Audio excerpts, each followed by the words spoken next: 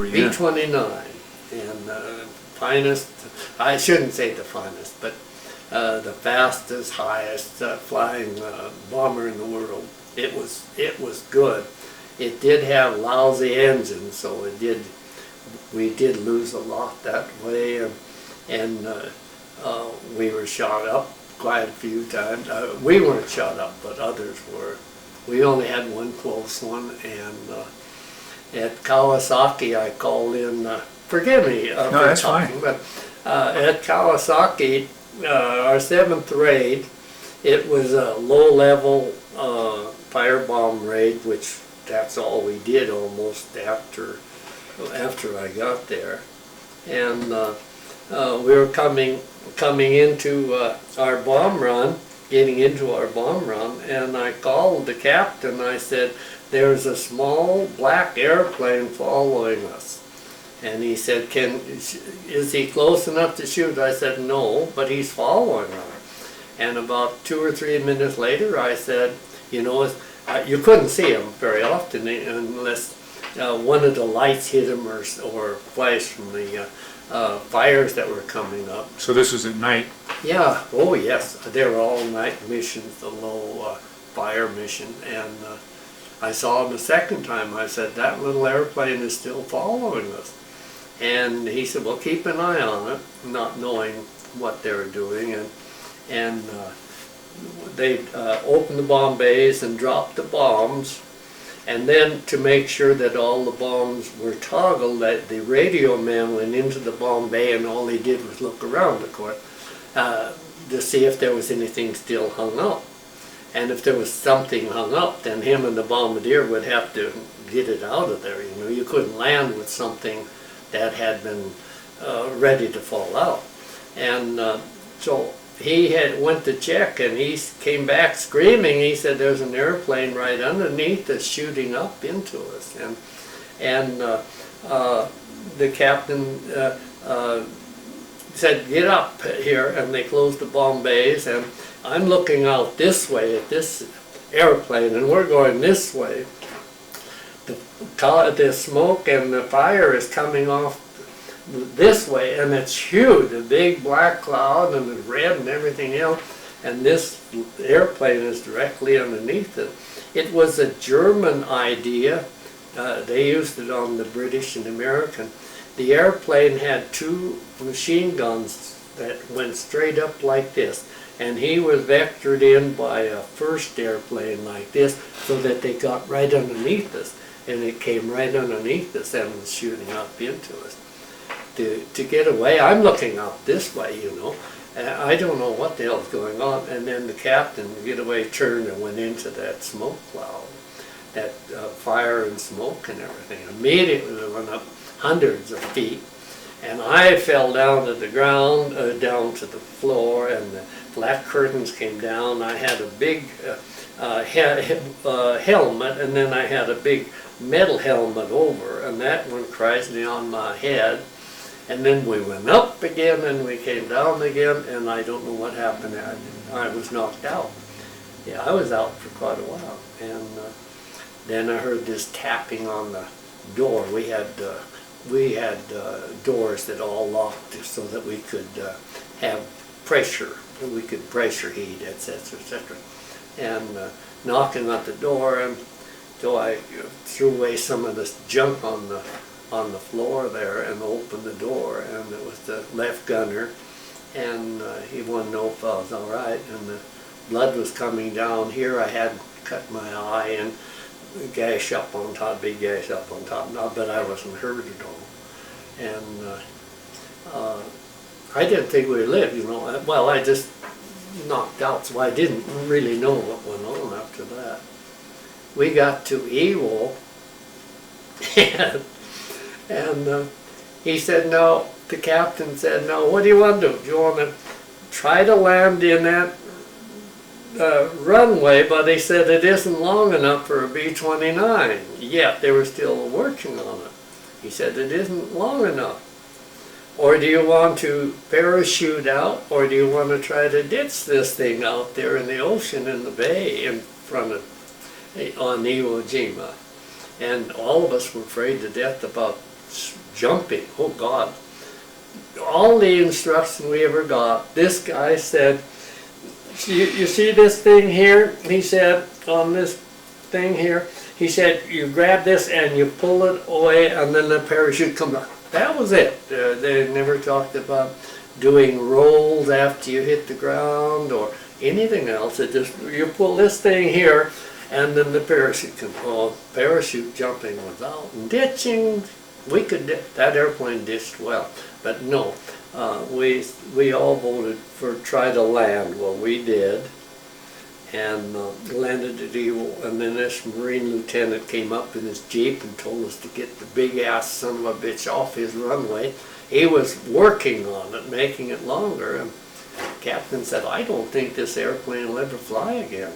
You know, it was just one engine was out like that, and he said, well, get your gear, and he brought up, he disappeared and came up, and here's his big armored cap came up, and it pushed us to the side. Didn't push it over or anything, because we got it back a month or so later again.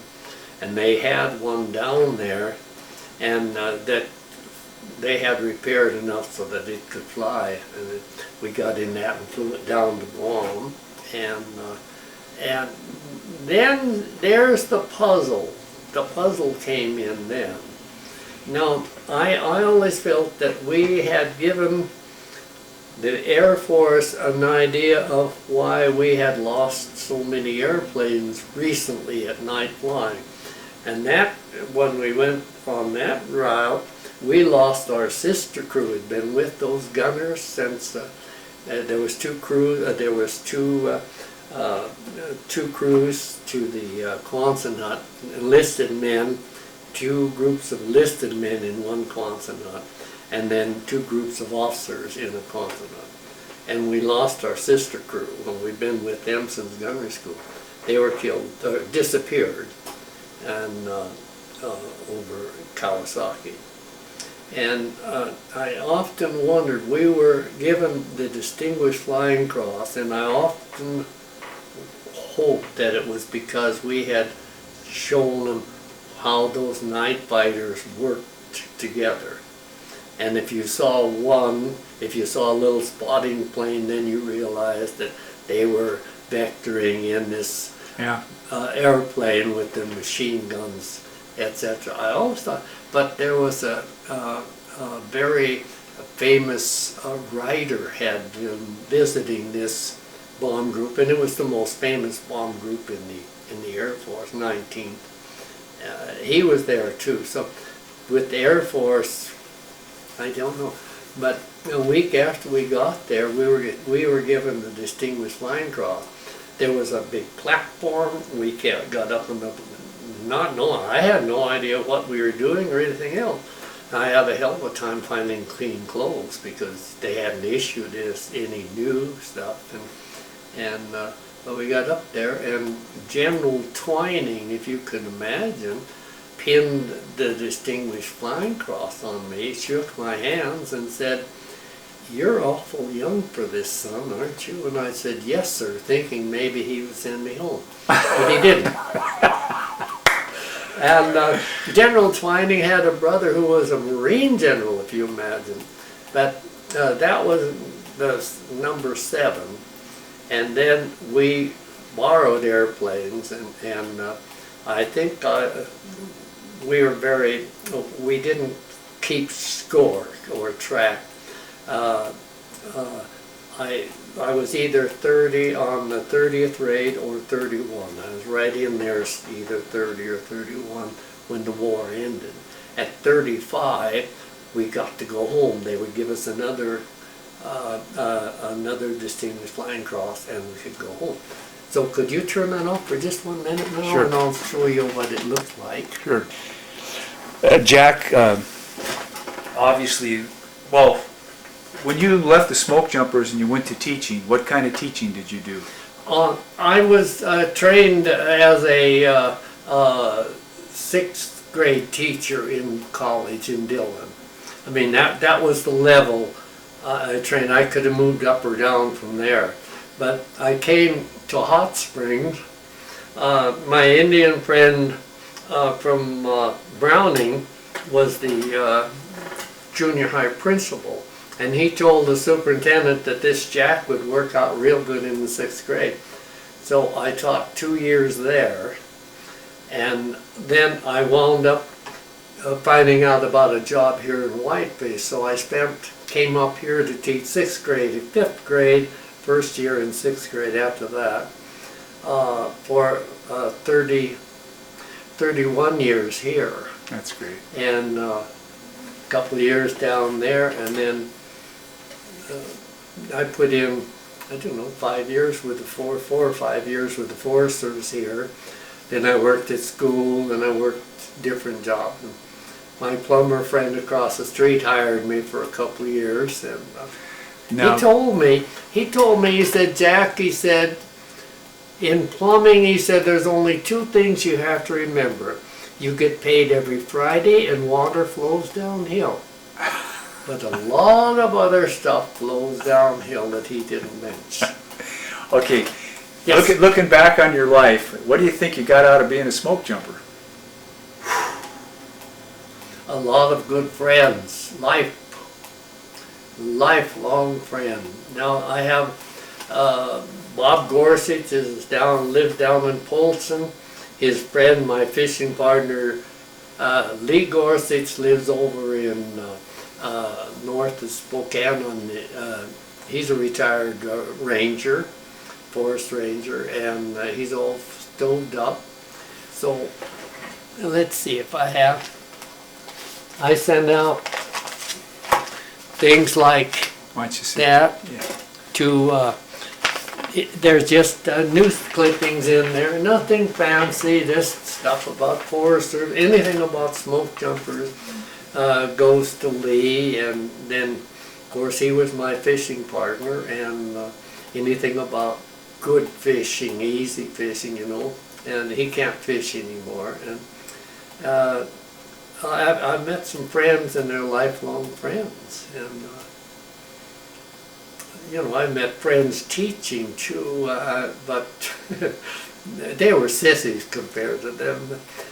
All my military friends, they're mostly, you know, from back east. There wasn't anybody from out west, and so I never got together with them. They have stopped here a time or two because the park is here, but they weren't looking for me. And, Well, thank you very much.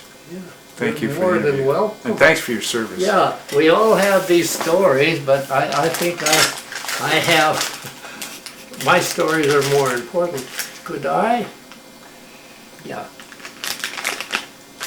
Ladies like flowers, and What do you do with these? you just, you can just hold paper down with them, or you can put them out in the, they're waterproof. You can put them out on the in the lawn if you want. You can throw them away, I don't care. These are gifts, huh? Yeah, That's nice. Well, thank you. Appreciate it. you're more than welcome. Thank you very much. It was worth the trip.